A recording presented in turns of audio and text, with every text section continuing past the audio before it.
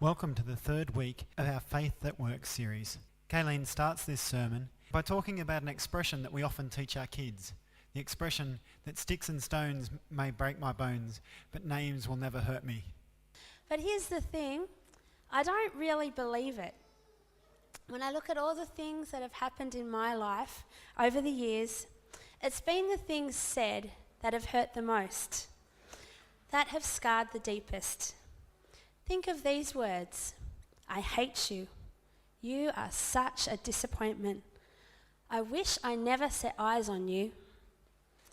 You will never amount to anything. You're ugly. You're dumb. You're boring. I don't love you anymore. I'm sorry to have said those words. They're awful, aren't they? When spoken, they're like poison. And especially when they're said by someone that you love and respect. I've been blessed to have lived quite a sheltered life. I've had a loving family my whole life, and school was pretty kind to me. Have a wonderful, encouraging husband. And yet, the very few times when people have been cruel to me, the words have been etched into me like a knife carving into a tree. They come back to haunt me and self-doubt sets in. And these are the times where I've allowed God to come close and to encourage me and to remind me that I am his precious child, made in his image and according to his perfect will, as are each of you. There are some people who live every day with shocking verbal abuse, bullying and put-downs, and I really, really feel for them. I know that many people's lives are ruined because of the words of others. Some people even turn to alcohol and drugs, trying to escape what they have come to believe to be the truth, that they are worthless and that they'll never amount to anything. All these lies are words that people have said to them and that they have come to believe. Someone has changed the words of the saying sticks and stones to describe how she feels. She said, "Sticks and stones can break your bones, but words can only cripple you from the inside, slowly eating away until you wish that person had just hit you over the head and got it over with." On the other hand, words are not all bad. Words can be wonderful. They can bring encouragement, healing, restoration. They can build someone up, give someone hope, or make someone laugh. I'll be nice now. Listen to these words. These are much better. You are a beautiful person. I trust you. I am so proud of you. You are a miracle. You are not alone. Marvelous. You have a terrific sense of humor. Give it a try. Great job. God loves you. I love you. These words can make all the difference in the world for someone. Don't you agree? There is tremendous power in words. And as to whether they do terrible harm or if they do good, it depends on how the words are used and how controlled we are over our own tongue. And this is why James describes in the Bible how such a little thing, the tongue, can have so much power. James says the tongue has influence over the whole body in the same way that a small ship's rudder has the power to keep the ship on course or else run it aground. And a bit that fits just inside a horse's mouth has the ability to turn the whole horse around.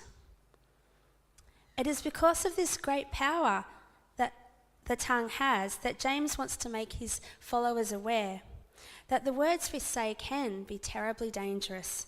He states that a tongue is like a spark of fire, small, but with the power to cause the same degree of damage as a bushfire.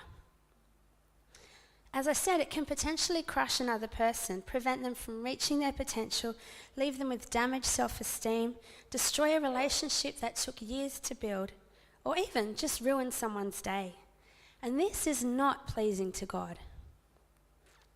It's obvious that uncontrolled tongues are unacceptable to God, because they hurt other people. The very people that God loves so much, he sent his own son for, and sacrificed his own son for. Who are we to hurt his children?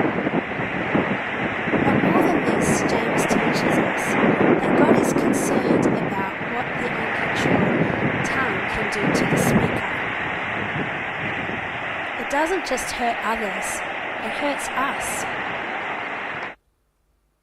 In verse 6, James says, the untamed tongue corrupts the whole person, sets the whole course of his life on fire by hell.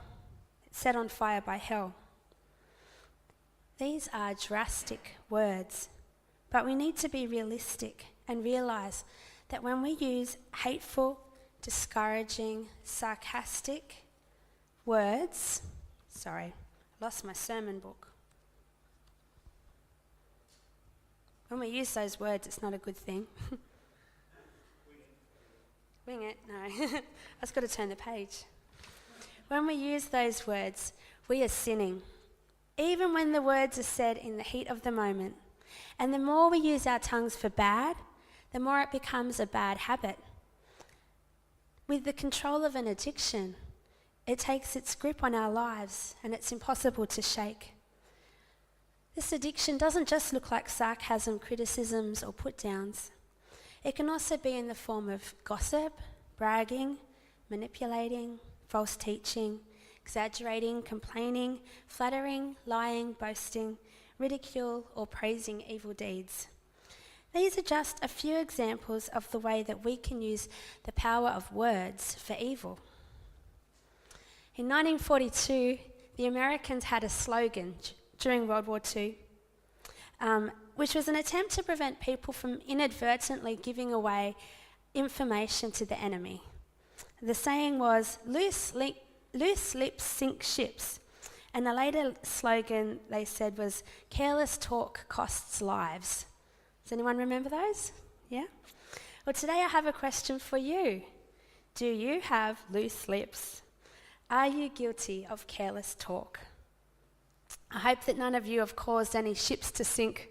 I'm pretty sure you haven't. But I'm sorry to say, actually, I'm pretty sure you all know that we are all guilty of having an untamed tongue. We've all used words to sin at some time of our lives, if not regularly. In James 7, it says that James chapter 3, verse 7, it says that no man can tame the tongue. Well, this doesn't look good for us. God says we're all guilty of misusing our words. We can't control our own tongues.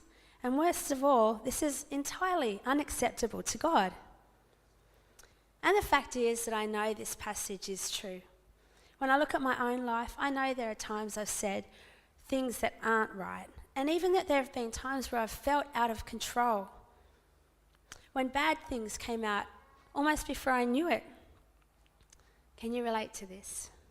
Do you recognize that you've said things that you regret? Have you said things that have hurt others or put them down? And the crazy thing is we know how much words have hurt us and how deeply they stick with us. And yet that doesn't seem to stop us from using that same kind of language against others, even against the people that we really, really love. It can seem hopeless. Why do we have tongues if we use them to destroy others? Why have tongues if they cause us to sin and they lead to destruction? How can we be safe? Must we walk around in silence for the rest of our lives so that we can be perfect and not sin? Now that could be hard. Jackie's daughter came to me a few weeks ago, Tiffany. She said she's going in the 40-hour famine. But this year she wasn't going to fast from food, she was going to fast from talking. As in no talking for 40 hours. Now that's a challenge.